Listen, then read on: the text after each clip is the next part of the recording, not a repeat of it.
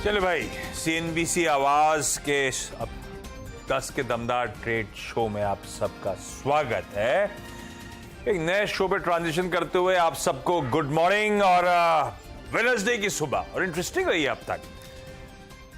Globe consolidation के mood में भारतीय बाजार शुरुआत हुई थी फ्लैट लाइन के आसपास, उसके बाद कुछ वीकनेस ग्रिप कर गई।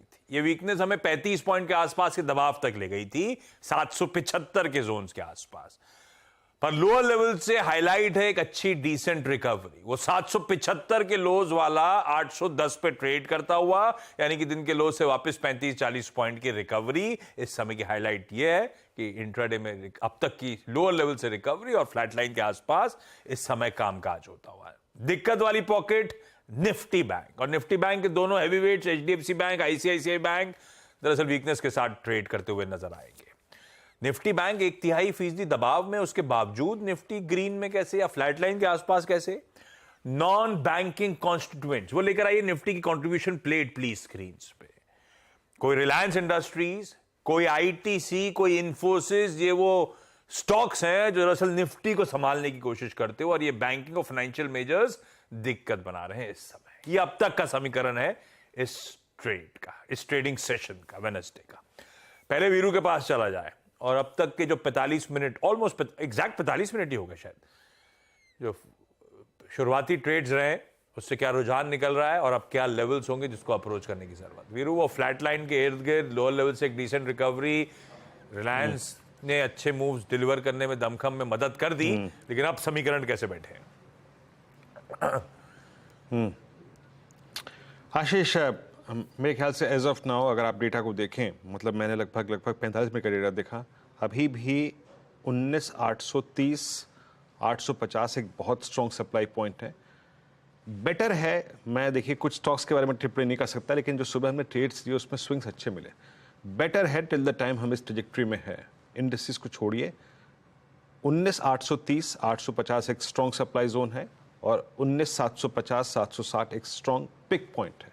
निफ्टी पे ये रेंज है, बट निफ्टी बैंक थोड़ा सा और नीचे क्रैक हो 44,000 40-50, तो वहाँ पे एक बाई ट्रेड के बारे में सोचेंगे। एज ऑफ नाउ नहीं आशीष, क्योंकि मैं सुबह भी आपको कह रहा था कि मैं थोड़ा सा इसको लेके आज थोड़ा सा कंफर्टेबल नहीं हूँ।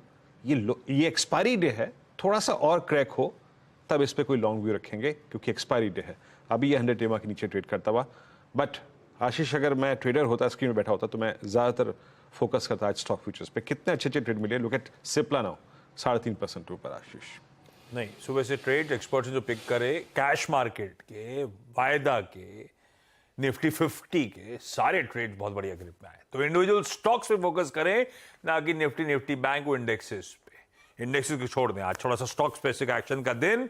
इसमें बढ़िया 10 के दमदार ट्रेड्स में फ्रेश एक्सपर्ट्स का पैनल जुड़ रहा है, उनसे उनके ट्रेड्स जानेंगे, उन लोग के रडार पे क्या आ रहा है उस पर बातचीत करेंगे। आज 10 के दमदार ट्रेड्स में गाबा सर और सावन साहब तो कंटिन्यू करके आए हमारे साथ, सुबह से हमारी मदद कर रहे हैं बढ़िया तरीके से, और अभी फिर से मदद करेंगे कुछ फ्रेश सेट ऑफ ट्रेड्स के लिए। जो जुड़ रहे हैं शो में उसमें भोपाल से रचना वैद्य.in की, और साथ साथ सेंट्रम ब्रोकिंग के नीलेश जैन साहब। आप दोनों का स्वागत है, और इनफैक्ट आप सबको गुड मॉर्निंग। पहले थोड़ा सा ट्रेड्स ले लिए जाए, उसके बाद कुछ ट्रेड स्टॉक्स की स्पॉटिंग और बातचीत करेंगे। रचना जी, पहले आप कैसा लग रहा है मूड? अरे आपसे चर्चा हो रही है तो मूड मॉल है कैसा? निफ्टी विफ्टी पे आप लोगों ने कोई ट्रेड लिया, या आप लोग भी सिर्फ स्टॉक स्पेसिफिक एक्शंस को इनकैश करने के मूड में हो? जी, जहां अपॉर्चुनिटी मिलती है वहां हम चले जाते हैं, अपॉर्चुनिस्ट है हम। कोई ऐसी बात नहीं है कि स्टॉक्स पे ही करेंगे या इंडेक्स पे ही करेंगे। व्हाटएवर सीम्स की वर्केबल है वहां पे हम नजर कर लेते हैं और ट्रेड भी कर लेते हैं। तो अभी नजर कहां पड़ी सुबह से? 10 के दमदार ट्रेड्स कौन से हैं? जी, अभी के लिए जो एक काउंटर जिसकी मैं बात करना चाहूंगी, that is Aarti industries. Aarti industries में एक सुबह के इनिशियल हिकअप्स के बाद एक अच्छा सपोर्ट लेके प्राइस मूवमेंट अपसाइड पे शुरू हुई है, और यहाँ पे age of now it is 491, और अगर हम 487 के एसएल के साथ इसके फ्यूचर्स को लॉन्ग करें तो यहाँ पे चांसेस है कि ये काउंटर अपसाइड पे हमें 496 और उसके बाद 500 के लेवल्स फ्यूचर्स पे दिखा सकता है।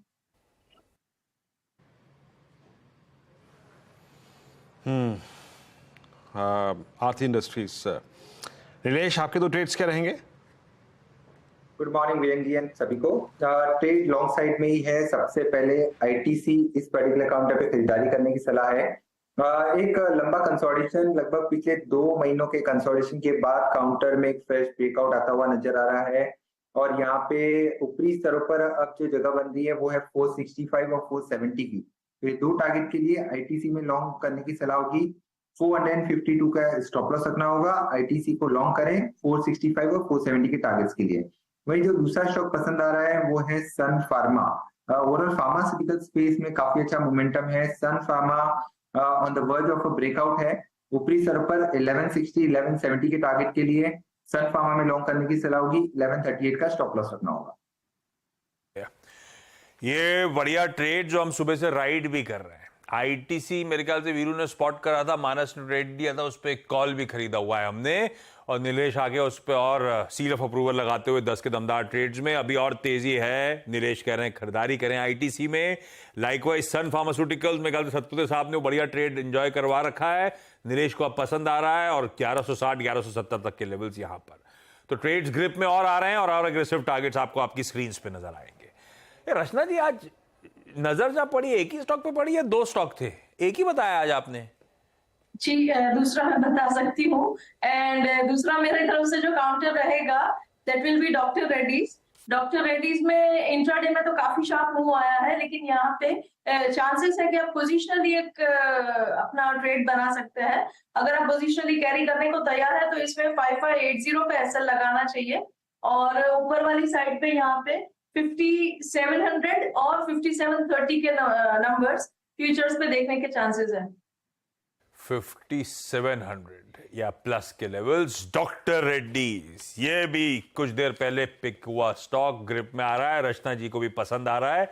तो वही वीरू जो कह रहे थे सुबह बढ़िया स्टॉक स्पॉटिंग हुई थी, वही एक्सपर्ट्स को और अब तो और कंफर्म होते चले जा रहे हैं वो ट्रेड्स हमारे लिए। राइड कर ही रहे हैं हम सारी तेजी। गावा सर, एक बार फिर से आपको गुड मॉर्निंग। गावा सर, 10 के दमदार ट्रेड्स कौन से? Well, good morning to you once again. Stock है सन टीवी। ये मैंने पिछले दिनों काफी हद से दे रहा हूँ, इसको मॉनिटर कर रहा हूँ। सन टीवी 645 का स्टॉप लगाना चाहिए। ट्रेड करा है 655, टारगेट होगा 670। Yes, 670 Sun TV. दूसरा स्टॉक जो पसंद है और लगता है यहाँ पर ट्रैक्शन नजर आता है वो है इन्फो एज। लगता है बेस बना हुआ है, 4200 के आसपास ट्रेड कर रहा है। टॉप होगा 4150, 50 रुपए। टारगेट करीब 4300 के। 1-2 दिन लग सकते हैं इसको। इन्फो एज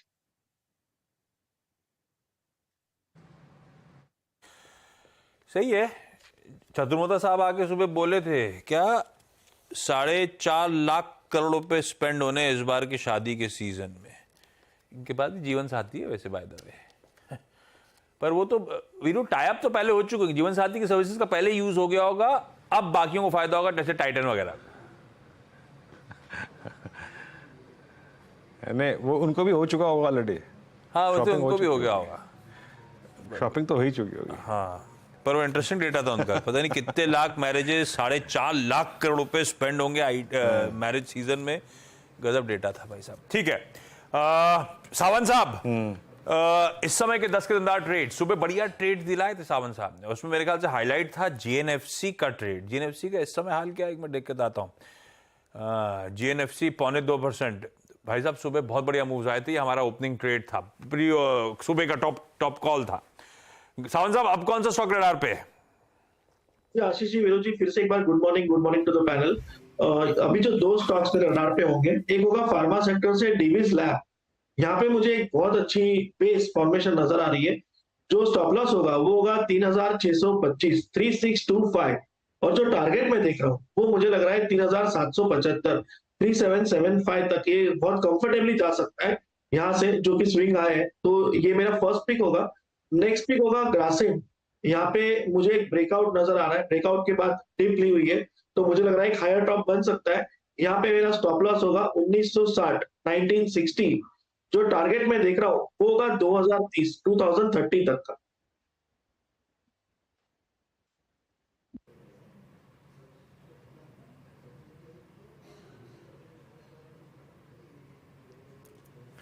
ओके ग्रेसिम आपकी स्क्रीन पे 1937। तो ट्रेड्स अगर आप देखें मोटा मोटी यहाँ पर 4 पूरे हो गए। निफ्टी अब रिलायंस का पूरा एडवांटेज लेता हुआ और आईटीसी का। निफ्टी अब 821 के जोन को पार करके 838 पे आ चुका है। तो रिलायंस और आईटीसी इस वक्त, आईटीसी अब लेके आइए जरा एक बार कौन से जोन में आ गया है। अब करीब करीब 458 हो गया, 452 रुपए 30 पैसे के आसपास हमने इसको पिक किया था, 458। अब ये उस 13 सितंबर के स्विंग हाई को भी पार कर चुका है। 2 स्टॉक्स ने अगर आप देखें अच्छा मूव दिया।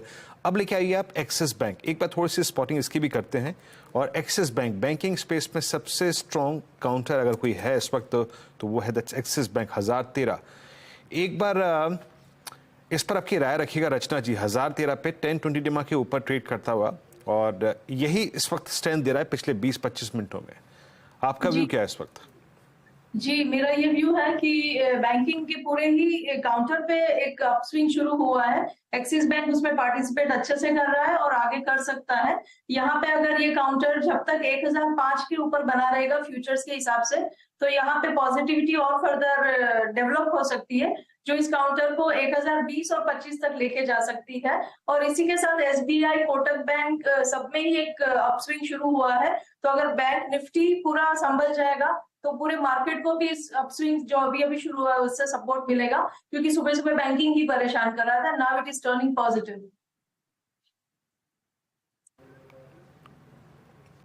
ओके तो यहाँ पे एक्सिस बैंक, आईटीसी, रिलायंस एक स्ट्रॉन्ग मूव जनरेट करते हुए with few pharma stocks. I think that's Cipla, doctor Reddy's और सन फार्मा। आईटीसी में, टीसीएस में भी लोअर लेवल से रिकवरी है। खैर एक ब्रेक का वक्त है और ब्रेक के बाद आज बिग मार्केट वॉइसेस की कड़ी में हमारे साथ मौजूद होंगी आज 361 की अनु जैन प्रेसिडेंट, उनसे करेंगे खास बातचीत और एक छोटे से ब्रेक के बाद उनसे गुफ्तगू शुरू करते हैं।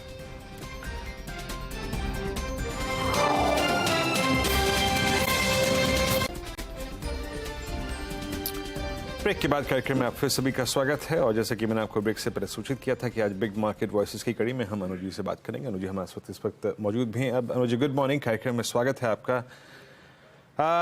बहुत सारी दिक्कतें हैं, आई मीन स्पेशली क्रूड और ये वॉर के बीच में ये जो इंडियन मार्केट्स की रेजिलेंस रही है। आई मीन आईटी में कुछ डिसअपॉइंटमेंट्स आए, कुछ आई थिंक आउटलुक उन्होंने रिड्यूस भी किए, बट स्टिल हायर लेवल्स पे सस्टेन करने की टेंडेंसी मार्केट्स की। Nifty around I think 19,800, bank Nifty closer to 44,500। इसको आप कैसे देख रही हैं अनुजी? पहली आपकी एक टेक्निकल प्रतिक्रिया चाहूंगा इंडस्ट्रीज पे।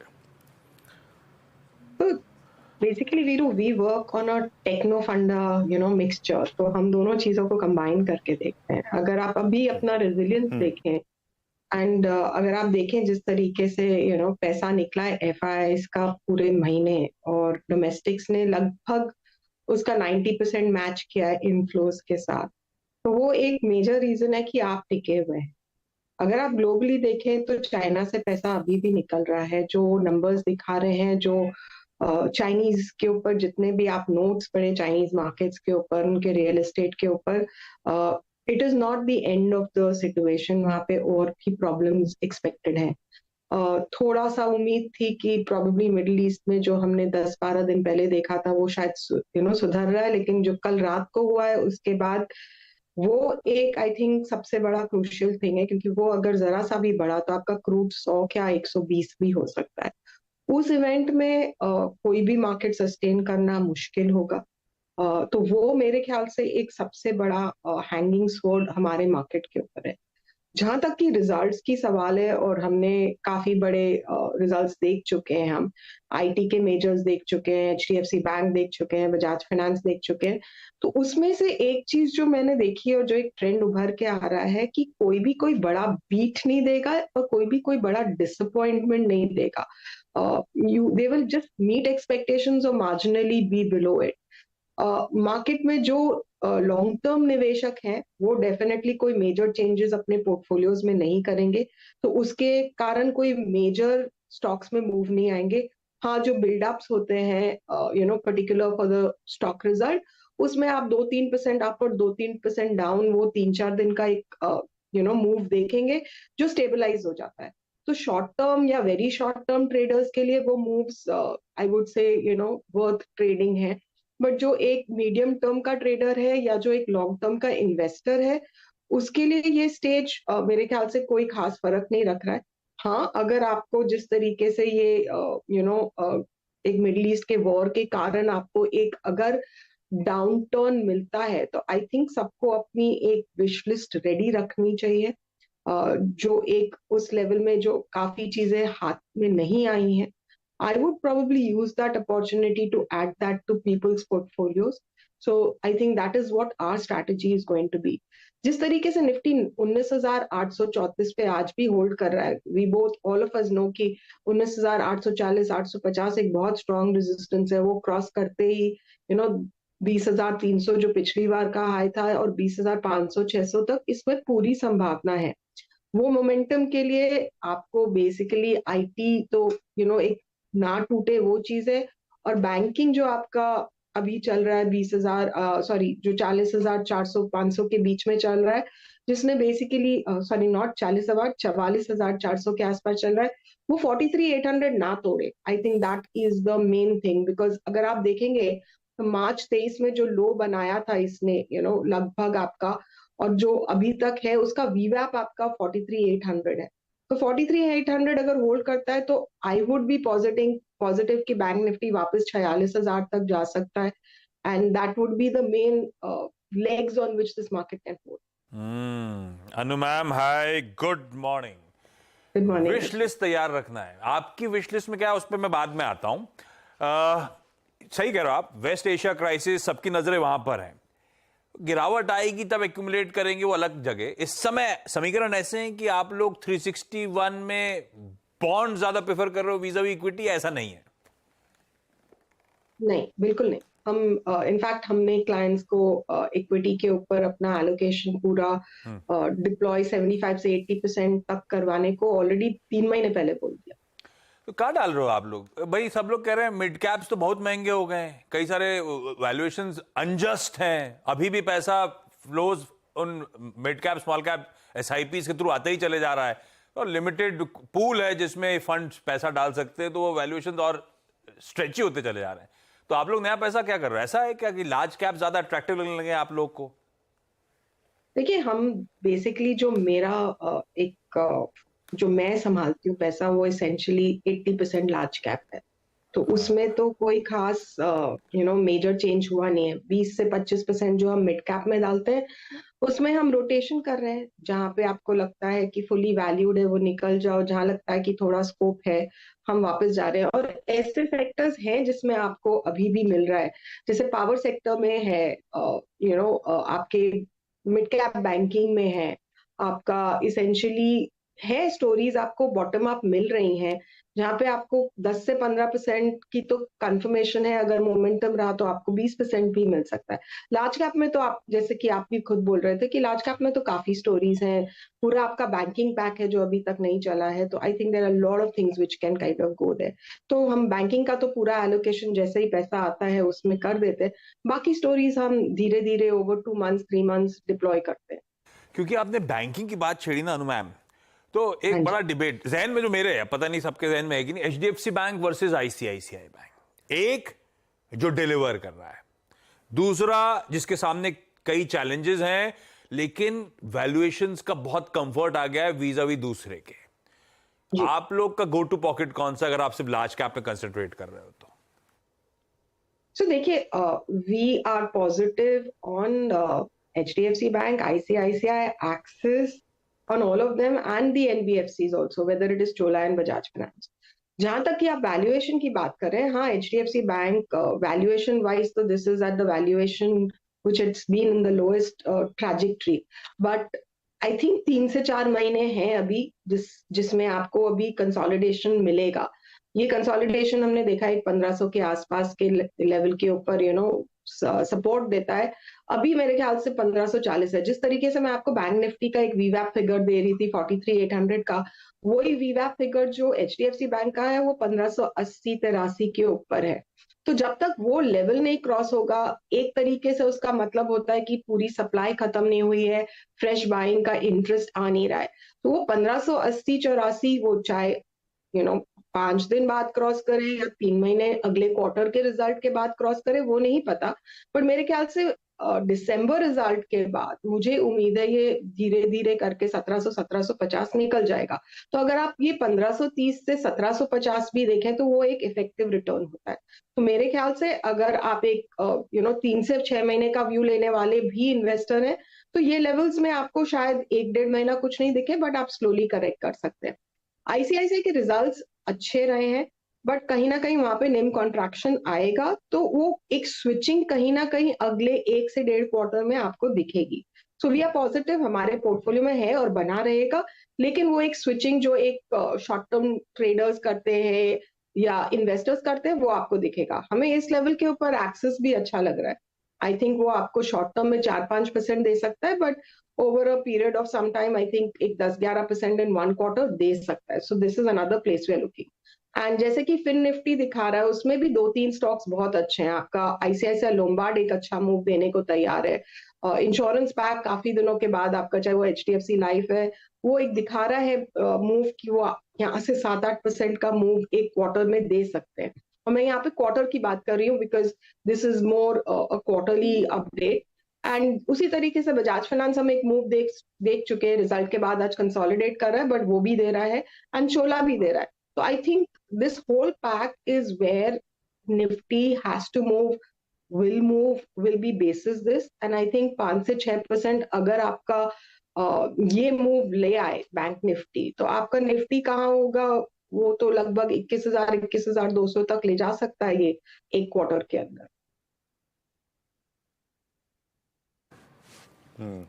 अच्छा मैम, ये ऑटो में क्या लग रहा है आपको, क्या क्या चेज कर रहे हैं आप? Tata Motors at all time high, Maruti at all time high, Bajaj Auto की प्राइस परफॉर्मेंस काफ़ी स्ट्रॉन्ग रही है, M&M भी closer to its all time high, closer to I think new year.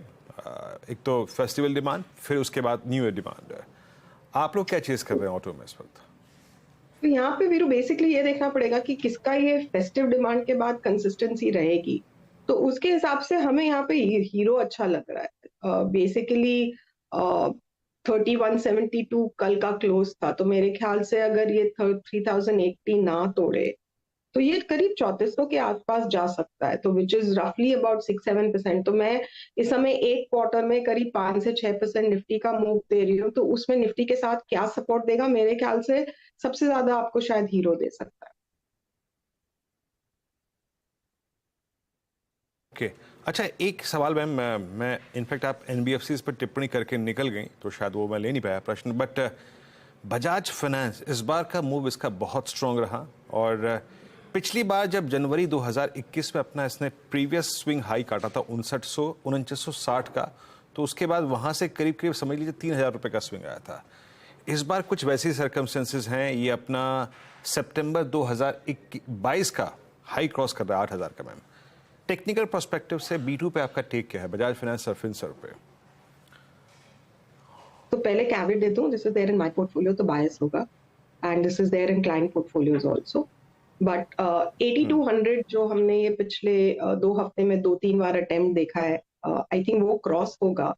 तो 85-8550 एंड दिस इज ऑल्सो, उसको अगर आप लिंक करेंगे तो 31st को उनका फंड रेज का रेजोल्यूशन है, जिसके बाद मेरे ख्याल से 7-8 तारीख के आसपास ये फंड रेज करेंगे। तो आई थिंक उस समय आपको ये एक, मेरे ख्याल से if I were to collide the events, उस समय तक आपको दिखेगा। जहां तक कि कल के बाद जो ये आज 1.5% करेक्ट कर रहा है, मेरे ख्याल से 8030 क्रॉस करेगा। तो एक 8030 के बाद आई थिंक जो ये एंटिसिपेशन ऑफ रिजल्ट में जितने ट्रेडिंग पोजीशंस बने थे, वो जिसको मैं कहूंगी अपने लैंग्वेज में हजम हो गए। तो 8030 के ऊपर आई थिंक इसमें एक मोमेंटम बढ़ सकता है। बट हाँ, I am completely in sync कि ये फॉर द शॉर्ट टर्म एक क्वार्टर में शायद आपको 85-86 डेफिनेटली दे सकता है, maybe it can even give you higher than this, but उसके लिए पहले 83 और 85 के जोन में इसको एक नया जिसको मैं कहूंगी एक नया चैनल बनाना पड़ेगा, जिसके बाद मेरे ख्याल से we would be ready for a higher target for this. Anu ma'am, thank you so much, बढ़िया तरीके से मार्केट्स पे अपना पर्सपेक्टिव रखने के लिए और आज सुबह सुबह हमारे साथ जुड़ने के लिए। सॉरी, थोड़ा डिले के साथ आपके पास आए थे, आपको थोड़ा इंतजार करना पड़ा।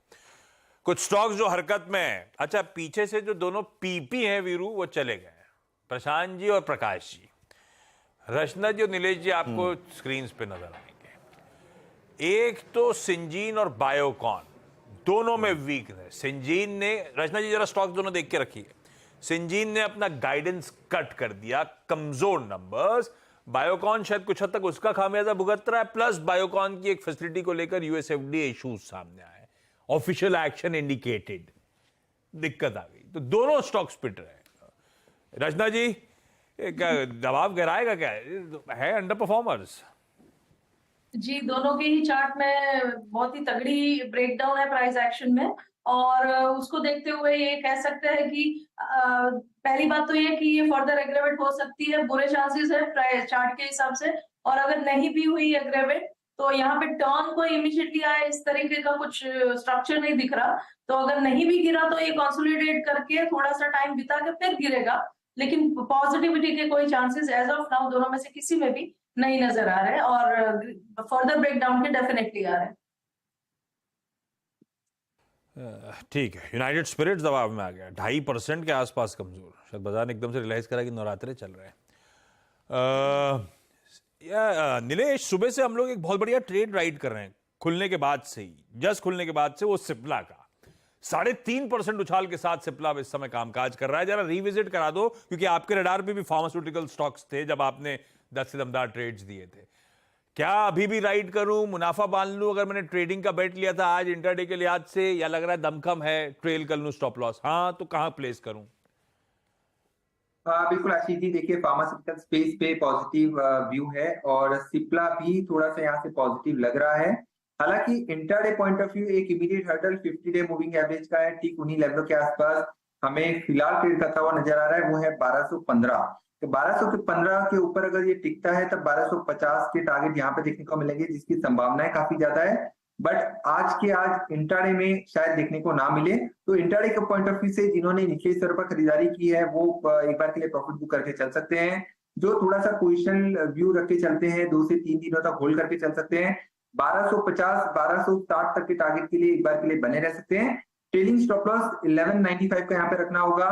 जो स्ट्रक्चर है वो काफी पॉजिटिव है।